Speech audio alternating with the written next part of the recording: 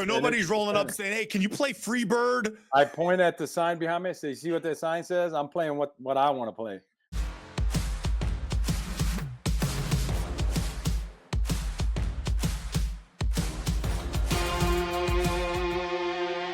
Go get me some knowledge. And probably because it's less visible than just your overall personality, that is Roger Clemens, is the amount of service that you do, the charity work, the hanging out with the troops, the hospital, the foundation. Every time I search your name, it was you are talking to this team, talking to this group of kids, helping out this family, donating your time for the Jimmy Fund, or donating, auctioning off a round of golf for this charity. It's really remarkable, Rocket, and you should be commended for it. I appreciate it. But why is Thank it so important for you to do that?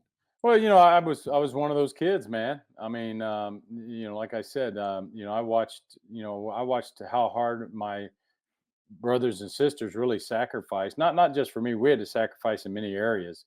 Um, uh, so my grandmother. I mean, I miss her dearly. She was awesome. Had a garden, and my mom.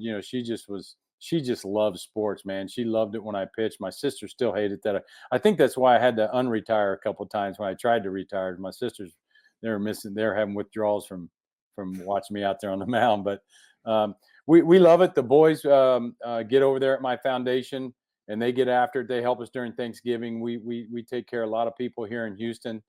I just love doing it. You have to be creative. You have to be creative. I told people I'm kind of done doing the sit down dinners where you get the uncooked piece of steak and the cold piece of chicken, and you might buy an auction item you never go on. So we got these Rocket Man experiences that we do. I love them. And like you alluded to, one of them's with the Jimmy Fund.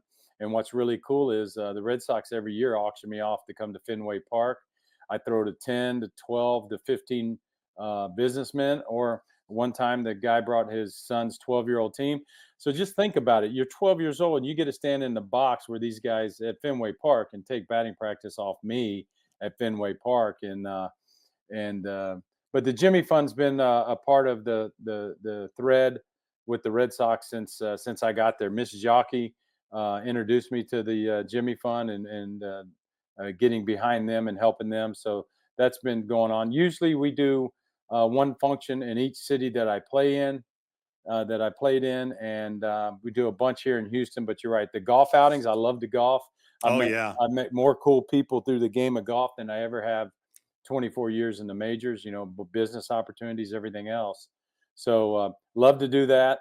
The BP thing is awesome. And I think I've made more money doing this DJ gig, this DJ no request gig that I do. So okay, I went to your website. I'm gonna have to get you one time. I went to your website and I see this whole thing about you DJing. I'm like, okay, what do you think? You're Shaq?